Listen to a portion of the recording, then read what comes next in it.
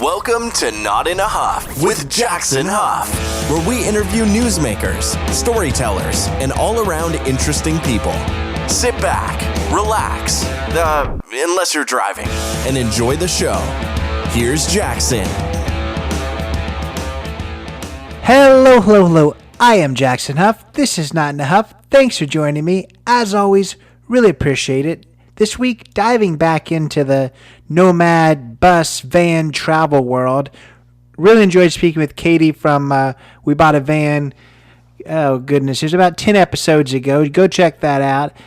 But she talked a lot about solo van travel, about, redoing the van, creating it into a travel space, traveling around solo, and what that all looks like. We had a really powerful conversation about mental health and the whole van life.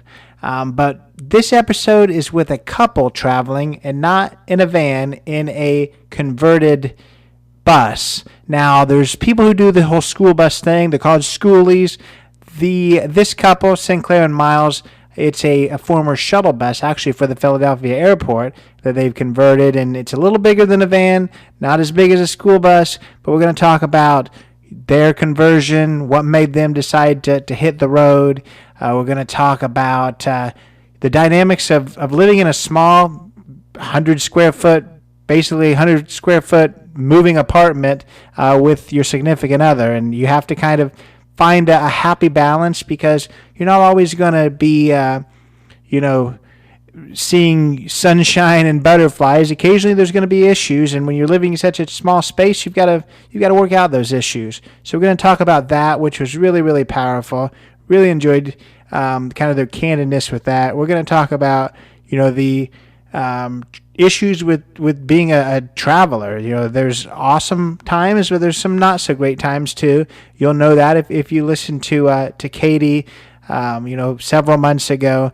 But I think you're going to really enjoy this one, whether you're a traveler, whether you just like to hear, a good story, just a story about a couple and their dynamics. It was kind of an all-encompassing thing there.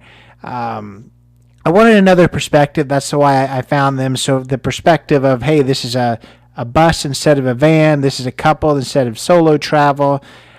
There's listeners that I'm sure is thinking, oh, this would be cool, but there's no way I could do it by myself, or there's no way I could do it in a van. Well, okay, here's a couple, so maybe you can do it with your significant other. Not a van, here's something just a little bit bigger. So just giving you these other options. Not to say necessarily anyone's going to go and buy a moving vehicle and start traveling full time, but I just enjoy hearing the stories. I told them in the very beginning that I watch these videos on YouTube of these converted vans and buses and how people kind of put their own personality in it. So it's just a fun thing to hear about and to learn about. I'm obviously a traveler too, but not in this way. So I really enjoy hearing about how others travel. We're going to hear a lot about how they travel, their dynamics, their travel experiences, pluses and minuses. It was a really cool conversation. I think you're going to enjoy this, whether you want to get out there and buy a bus or a van, whether you're a big traveler, or whether, hey, no, I don't do any of this traveling stuff, but I just like to hear what other cool people are doing. So without further ado, here is my interview with Sinclaire and Miles. I'm here today with Sinclaire and Miles. How are you both? Good. How are you? Good. Well, I want to start just kind of telling you how I found you guys. I asked you to be on. I guess one of my guilty pleasures is to watch these dang videos of, tours of buses and, all the vans, those type of things. I'm a traveler too, but not in this type of way. So it just always fascinates me when I see these, these converted buses and how everyone just does totally different things. From the outside, right. A lot of them look the same. And then you go inside and just you see people's personalities. So I think that's really cool. Thank you. Yeah. So tell just, I guess, for the listener, a little bit about both of you outside of the bus. Yeah, I guess I'll start. So we met back in high school, and then we met again years later. And that was when we started dating. And probably about a year after starting to date again, we went on a road trip in my Toyota 4Runner, and we just had like a tent at the time, and it was like a 2-week trip. And then we just like came back to our hometown and knew that like we wanted to travel. We've both always had a passion for travel. Miles is from like a small beach town. I'm from a very small town as well in Florida. So Yeah. So what kind of position, what kind of role were you always doing things that was, from home that it was easy to travel, or what, did you have to leave, like a career position, or what kind of things were you doing before you hit the road? So yeah, actually shortly after that road trip, I was working in the corporate world at a place that I started working when I was like 17. And I just kept working up the ladder, and I could have probably stayed there and continued on my path and been pretty well off doing marketing. But once I got my degree in marketing and writing, I found a company that was fully remote for like social media, more specific social media marketing. And yeah, I took a pay cut from my corporate job to take that opportunity because it would allow us to travel. For you to be fully remote. Right. For me to be fully remote. And Miles does something crazy. So currently I do land surveying with my dad. He does all of the, physical, have to be on the property kind of thing. And then I do all of the drafting on AutoCAD for all of the surveys. Pretty much I handle everything to do with the computer side of our business, which actually works out to be, about 50-50. So that was cool. Prior to that, I was doing 100% of the stuff for the surveying business. So it's been nice. I got to kind of ease off of it a little bit on the full throttle, No, that's awesome. And you gave that 50% to someone I assume you can trust. So that's always a good thing too. Right. Yes. Yeah. So tell us just a little bit about what you guys travel in, because I have interviewed a nomad, so to speak, before, but they traveled in, a converted like Sprinter type van. I feel like that's maybe I say these things and don't really know, but maybe the more common way that people are, living that lifestyle. But there is a whole community that are, I guess, maybe living in something a little larger. So talk a little bit about what you guys travel in. Okay. Yeah. So we actually converted a shuttle bus from the Philadelphia airport. We didn't originally get it from the airport. We got it from the person who got it from the airport, which was pretty much a handicapped wheelchair transportation service for children to get to school that didn't have a bus that was accessible for them. So we got it from that company. It is very different. We've met so many people, and nobody's rig is the same, whether it's a 40-foot school bus to we're actually with some friends right now that are in just a regular Dodge, like old Class B RV that they converted themselves. So that's more like a, kind of like a renovation. Yeah, a little Econoline sized vehicle, which is crazy because for me, I'm 6'2", so I had to have the height. So and shuttle buses are one of the only vehicles other than like $50,000 Sprinters that have an interior height that's high enough. Ours, like after we took the factory ceiling out, it was like 6'8" ceiling, where most people might in a regular school bus might have just like 6 foot even. So that was a big determining factor for us to get. Well, in the space. So like usually you'll see people in the vans that you were saying you interviewed someone who lives in. Van life is huge. I think bus life is like the newer market. Yeah. It's like the new trend. But we're 30 feet in length, 25 feet of livable space. We just we've ripped everything out because we wanted to know what was underneath. Like the rubber. A lot of people leave their ceilings and stuff, but we just wanted a sound mind knowing what was going on. Yeah, it took us about 8 months, but we ripped it all out, took all the windows out, resealed everything, and then put our own stuff in. Yeah. I want to talk about that build in a minute, but you kind of answered the couple questions I had of what made you guys decide to go a bus route rather than, a van. I think some of it's probably the space and then the height based on what he was saying. you're kind of right in the middle. You don't have a school bus and you don't use a van. So is it all just based off of that height thing? Is that the reason? Yeah, because we wanted a school bus originally, so we could be in the schooly crowd, but we I didn't have want heard that word.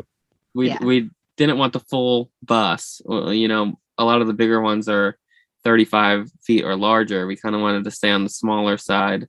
So then we found shuttle buses, and because of that they're meant to transport adults mainly, they have the ceiling higher. Mm-hmm. Whereas the short buses are meant to transport, children in elementary schools or very smaller people, younger aged people. So they don't build them that tall for that reason. Most of the time. There are some cases where the schoolie has a stock interior height of higher for some reason. But it usually, what we found, actually, all of the ones that are taller, the schoolies come from an army or a prison. Oh, yeah. So they're meant to transport adults. So that's why the ceiling is higher. And we also are traveling with our dog, Kona, and she's pretty big. So we just felt like a van has its benefits because it's super mobile and you can go everywhere in a van, which we're limited sometimes because of our size. But Kona could literally not even turn around if in a van. It'd be way too small. So. Yeah. That makes sense. And that was another question. How limiting is it given that you do have a larger vehicle rather than a van? Like drivability wise, I don't think it's terrible. I can navigate it through, we've been in some cities that have some pretty small roads and it was close, but it's doable, but it would definitely be far more easier in a Sprinter van because I think we're about 8 feet 6 inches wide and most Sprinters are well under 8 feet. So that 6 to 12 inches makes a big of difference. Yeah. And other than parking, I think it's not so much the length that limits us as much as it is having clearance. So we'll be going down hilly roads or down dirt roads and we just don't have the clearance to make it. Whereas, school buses have a much higher clearance. Right. Talk about your build. And I guess more importantly, given that you did it literally from the studs, you said that you went down as deep as you could. What was important to make sure that you got in that bus? So previously, when we got it from the person, it did have a small leak. So that was huge. We had to reseal everything and make sure that it was watertight prior. And we wanted to do some rust treating in case there was some rust, which there was. But other than that, the necessities of the build that we definitely needed to make sure that we could live on the road was a dorm-sized refrigerator. A lot of people have little coolers in their van or small refrigerators. We wanted to have enough room to put all of our food in. A big sink. We definitely wanted the oven. So we have a 3-burner propane top and an oven combo for propane. Where a lot of people just have the cooktop, but we like our French fries, we like our chicken tenders, and the pizza every once in a while. The oven was non-negotiable. And then we also have a shower, which was super important to me prior to hitting the road. And it's a beautiful shower when I do use it. But we only have 55 gallons of water. So we find that we don't actually use the shower very often. We most of the time just go to gyms and stuff, but I'm still happy we have it, but it just doesn't get used as much as I would have hoped. What was once thought to be a necessity is no longer. Is maybe not. Yeah. Yeah. And I've heard that, in the videos and then the people I've talked to, I feel like everyone has one thing maybe that they put in their build that they thought was going to be just the most important thing to them. And then it's just turned into maybe a luxury and not necessarily they realize they even needed. So I think that's interesting. That seems like everyone has that. So talk about, I guess, a little bit about just the biggest surprises, whether they're good or they're bad, but the biggest surprises of, getting on the road and actually living in a bus. I didn't ask you to begin with. Is this a full-time thing for you guys? Yeah. Okay. So the life of full-time nomad travel. Right. It's a loaded question. It is a loaded question. It is a loaded question. If I was to tell anybody, my main thing of advice would be make sure you have a good amount of savings before you leave the road, because you never know when something is mechanically going to happen. So our build, I mean, I have some construction experience, so I wasn't so concerned about like the quality of the build or the cabinets shoveling off the walls or anything. I was more concerned about the engine, because, you know, or if you break down on the side of the road, that is literally your entire house on the side of a 70-mile-an-hour highway, you know. So you got to make sure that you're ready to get hit with some blows that maybe you didn't think you were going to do, especially because most people that are doing builds that are in our income range, you know, that aren't spending $200,000 on a Sprinter off the lot, most of the vehicles are 20 or well over 20 years old. So you have to expect driving down the road that something eventually is going to happen where you'll need a couple $1,000 in your bank account to get you figured out. Yeah. We've had a few issues with that, but there's just a lot, you know, there is so much that we did not anticipate being on the road full time. And like, it definitely comes with its difficulties. Well, we're currently in a spot that we don't necessarily want to be. It's not very pretty. There's a lot of garbage around, but we're in Arizona. But we are forced to come back here because we had our generator being worked on by a repair shop, and we had some bus issues. So we were working on the mechanics here. So, you know, sometimes, well, most of the time, things don't go as planned. Yeah. In bus life. Not every spot you go to is Instagram worthy at all. You'll sleep in quite a few parking lots. Right. In some cities that we travel through are just not very, they just don't, that's not top of mind, is to have an overnight parking area for places. So then you end up 10 miles outside of the city at a Love's truck stop for the night just so you can sleep. But it's a love-hate thing. Like when you pull up to these beautiful, like out of this world views, you're like, oh yeah, this is why we're doing this. But then on like a Monday when you're working and you have no water and you got to find a freshwater fill up and dump your toilet because there's no space left in it. Like, it's things you take for granted. Yeah. It's trade-off. You don't get to just flush and forget kind of thing. Yeah. It's funny. The other person I talked to, it always gets to that waste management thing. I made this joke because I heard it from someone else. People that's listened kind of made fun of this, but I think it's true. And the other person agreed that two things. One, people that are in it for the Instagram pictures, they're not going to last very long because it's a rough life in between those pictures. Two is you have to be very comfortable with your own shit, both figuratively and literally, to make it successful. Yeah. Yeah. And on top of that, you learn how quickly you use things. So 55 gallons for us. Now that we've been on the road for, 7 months, we can make it last over a week. But previously, it's not like first nature to think about that. So 55 gallons, that can go in 2 days if you're not careful. And then you're filling up every 2 days, which is definitely not very practical. Yeah, I was at my mom's house visiting a couple of weeks ago because we were picking up our secondary vehicle, which has been very nice to have. But I was like washing my hands and like doing things with the water and not having to like turn it off. And I was like, oh my gosh, now I want to turn it off. Like I don't even need it on. Yeah. That does help you conserve for sure. Secondary vehicle, are you making this rig even longer and strapping it to the back, or are you guys driving separately everywhere now? We're now driving separately. It's because our secondary vehicle is a little Toyota Corolla. We've had it for a while. It's only got it's a 1999. It has 60,000 miles on it. Oh. So that thing's got plenty of life left in it, and we didn't want to get rid of it. So makes sense. And it's good on gas. It's good on gas. I think driving it behind the bus, her driving, saves more gas than if we would have strapped it to this because of what we would have lost in this. You know what I mean? No, that makes sense. You mentioned your mother, and then you mentioned your father. Tell us a little bit about, I guess, family's reaction when you guys decided, hey, I want to do this. I want to go and travel full time.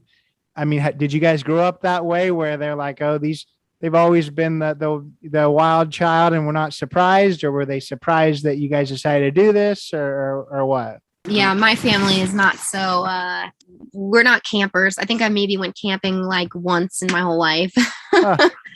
So they were very shocked. My mom was more concerned about like safety than anything. But I think they all kind of thought we were a little nuts and that we wouldn't ever finish the actual build, which we did. Yeah, I think her family was definitely like, it took them some time to realize that we were serious. I think they thought it was just kind of like a shot Phase. a shot in the dark dream that we would, kind of get over or whatever. But then they realized that it was a little more serious and they took us seriously. My dad, on the other hand, was like, yeah, from day one was like, this is so awesome. Let's do it. Like, he wanted to help along and stuff. So that was cool. That is cool. That is cool. And I don't want to go past the part where we talked about the surprises, mostly cover the negative stuff. Do tell us some of the surprises or some of the awesome things that's happened because of this experience, because I'm sure there's plenty. I at least hope there's plenty. Oh yeah. We've had a ton of adventures. It's hard to name some. I think probably the most memorable so far good thing that's happened to us is we went to the coast with a buddy of ours and we just came up and pulled in this parking lot to the beach and walked over this huge dune, and it was just like, it was the craziest gradient sunset with like a bunch of different colors and everything was so calm. And there was like, it was just a very cool scene to see. And then the following day, we went and rented ATVs and rode on like the same beaches with ATVs and we're ripping around for a couple of hours. So it was like kind of best of both worlds in the same spot. You know what I mean? Yeah.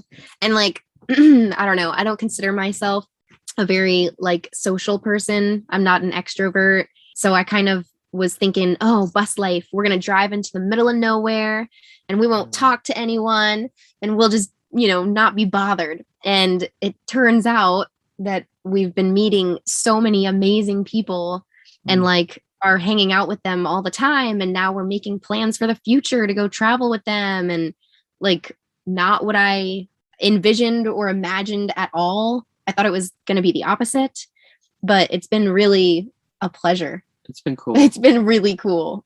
Most of the people that we've met are pretty like-minded to us, and as far as like, goals in life and what have you. The whole bus life community and nomads in general are so like, I don't know if it's because we're all a little weird, so we all like get along, but I mean.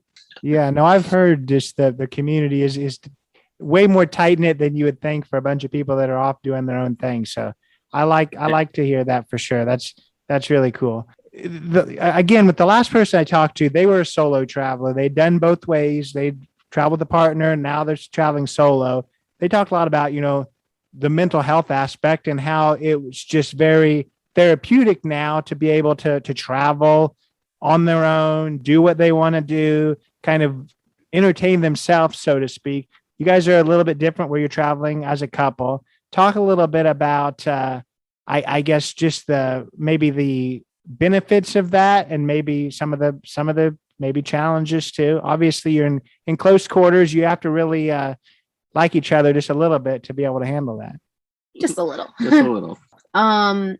Yeah. So the benefit is that I could imagine solo travel would be pretty difficult because you have your rig to think about, your next destination, all, where you're going to fill, where you're going to get things. You got to drive and look stuff up. And I feel like when you've just got two minds working at it together, it makes it just easier to delegate tasks to each other. Yeah. Like I do a lot and he does a lot. I couldn't imagine me having to do all of it. That would be a lot. Yeah. I mean, I don't know. I feel like sometimes we're like, yeah, we'll like talk ourselves into going and talk to like another person. Whereas like if I was alone, I'd be like, yeah, I'm going to go talk to this other person and just like never go over there, Yeah. just like do my own thing. Or like, cause I don't know, we've come across some people that like will pull up near them and they'll just like shut their doors. So you obviously know they don't want to like talk to you. They kind of want to do their own thing. So I don't know. But it was a very hard transition. And I always try to, like, whenever I'm talking to someone who's thinking about getting into bus life with their significant other, I always bring that up because like we have been working remote for like a year before we even bought the bus. So we were always home together alone. We had a very small apartment. So we figured this would be like nothing. It would be no different than what we were currently doing. But man, is it different. It's not true. I mean, you're constantly in front of the other person with the person. There's no privacy. It's, it's very different. Mm-hmm. So you'd have to make efforts to like do things by yourself and, go outside and find your own hobby and do it alone.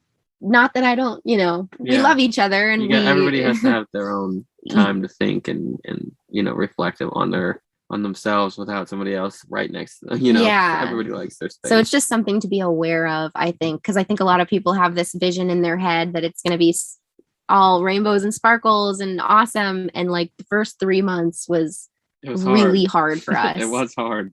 It's a huge adjustment and you're both adjusting. So you could get upset and like just not even mad at the other person, but something happens and it's just like, and it's like different problems. Yeah, it's like you're not even upset with them. It's just you're kind of snippy because you're uncomfortable too, adjusting to that difference. Yeah, but like certain things like the cassette toilet, he moves it up when he goes to the bathroom, and then when I gotta go to the bathroom I gotta push it back, like just like silly things that you don't think about until you live in 100 square feet together. Right. Yeah, no, I'm glad you guys mentioned the things you did, just because I would think you'd have to find, even in a small space, you have to find some way to have individuality and have that alone time, or you would. I mean, no one can truly be that communal at all times. So I like that you mentioned that. And then also, I feel like you have to be very, very confident and comfortable with each other in your relationship, not just obviously with, the seeing each other all the time, but when things do go, not so well, and there is arguments, that's going to happen. Obviously, in such a small space, you got to know how to manage that. What are you going to do? You turn that way, I'll turn this way. I don't want to look at you. Yeah. Yeah. I mean, it does happen. But usually one of us will go outside or I'll work on the couch while she works on the bed or you just find ways to kind of. Sometimes you just have to let some things go. You're arguing about something, be like, okay, this is stupid. Like, let's just not talk for 15 minutes, do some work, go back to work. But usually it's not bad. It gets better with time. You just have to learn, when it is an actual argument that's valuable to like get through, and when it's just like a bickering moment, Yeah. Well, and being outside helps a lot because, we do have 100 square feet, and when we're in the city, you can feel it, it feels a little like, okay, we're stuck in this space now, and it's just is what it is. But then once we're parked somewhere where we can like put our chairs outside and put a mat out and kind of set up shop outside, it makes, it's a lot more space to move through. Yeah. So are you, I don't know what your goal is in traveling. Do you experience areas of having to be in the bus for a lot of time because of where you're at? Do you kind of chase seasons, so to speak, where you're always trying to find good weather, or what does that look like? I don't know what your goal is in this journey. Okay. So pretty much Monday through Wednesdays are the days that we like to like cram work. And typically you have to be closer, at least we've experienced, you have to be closer to the city to get better signal. And especially for the work that we do requires a lot of data. So having a weak signal isn't as easy as for some people where they can just, they're all on the phone or something else like that. So usually Monday through Wednesday, we have to stay close to a city. And then during the weekends, we try to find a more nature-y spot away from. And sometimes they have service, sometimes they don't. But we don't have to rely on it for work. So it's kind of like not too far off of our old schedule at home, because we kind of did the same thing Monday through Thursday, Monday through Wednesday. We'd work hard and then enjoy the weekend. But now we just have to, do that with the bus, move our home every weekend. And we are chasing good weather.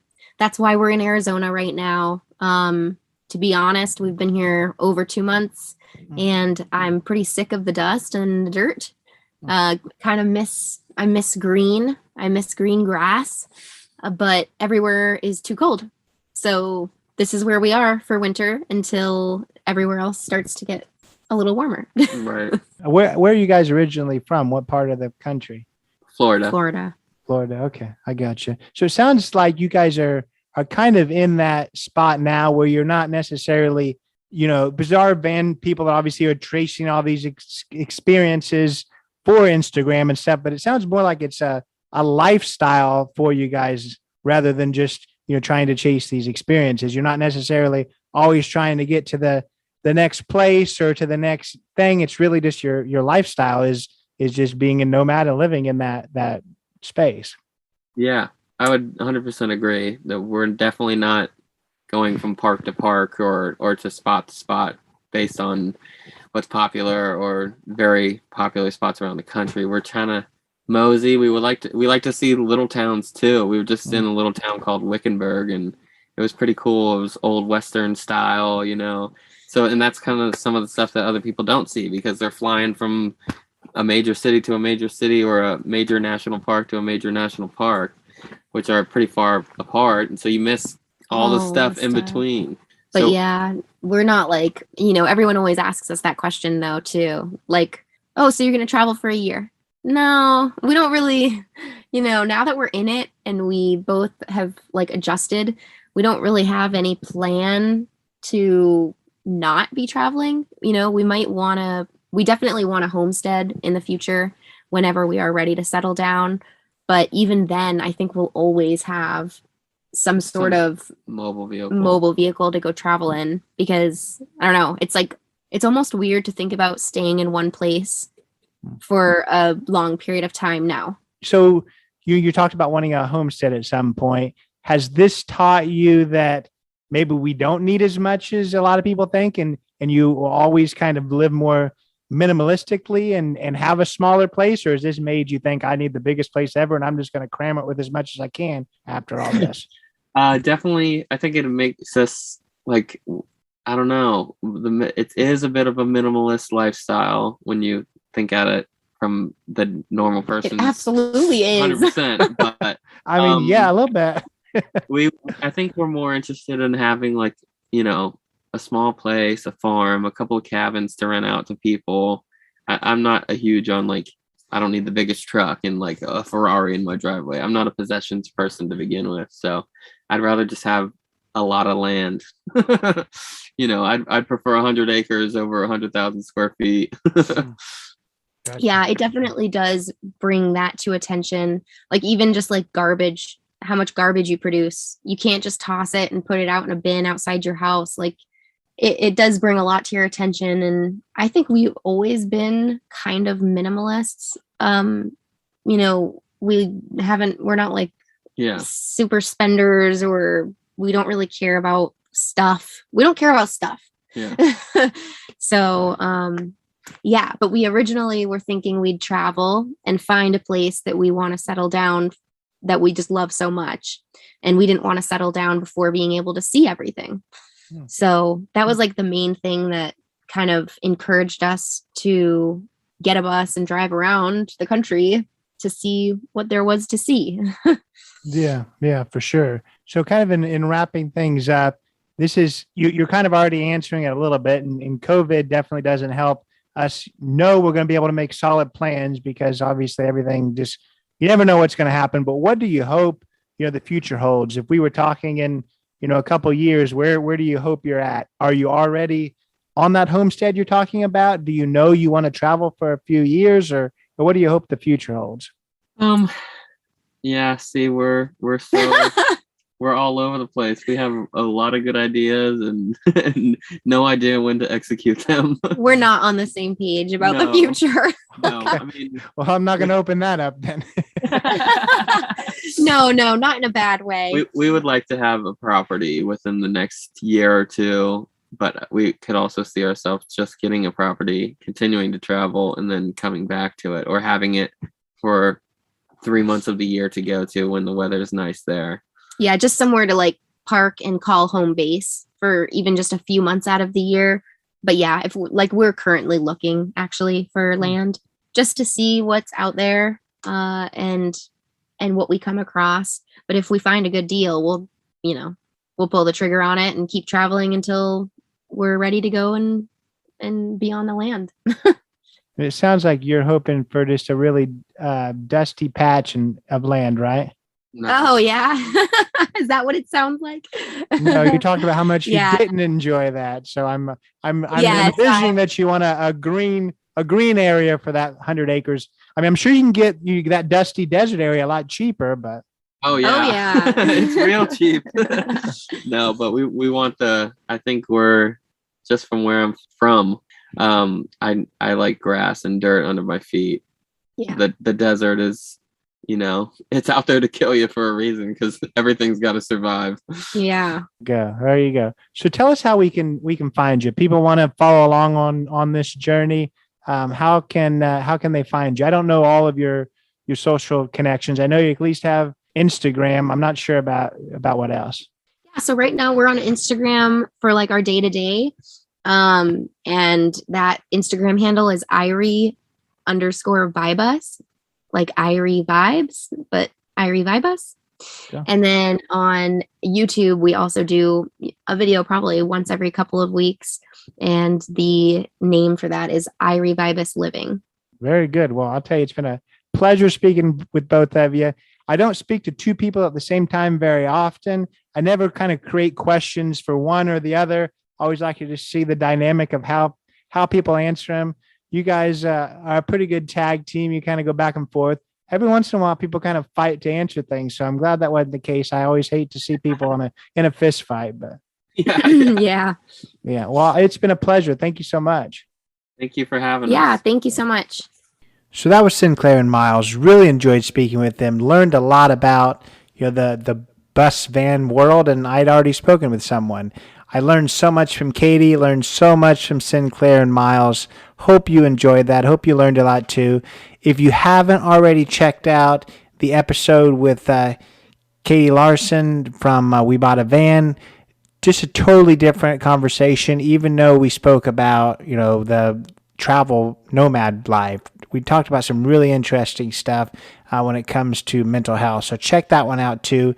If you enjoyed this one, you'll enjoy that one too.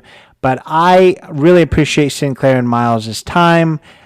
We recorded this, about a month ago. So I do believe that they're still kind of kicking it in Arizona. Hopefully they find greener pastures, so to speak, here soon. But I appreciate their time. And go check them out. They gave you all of their links here at the end of this video. They'll also be in the show notes. Check them out. If you're not already following us on Instagram, Not Enough Podcast, there's a Facebook group, jacksnuff.com. All these places. Always love when you connect. Of course, on Apple Podcasts, give us a 5-star review, write a review. Always love that. On Spotify, give those 5 stars. Let me know you're listening. Love when you interact like that. But otherwise, thanks for being here. Thanks, Sinclaire and Miles, for being a part of this. And take it away, Chris. This has been Not in a Huff with Jackson Huff. Thank you for listening.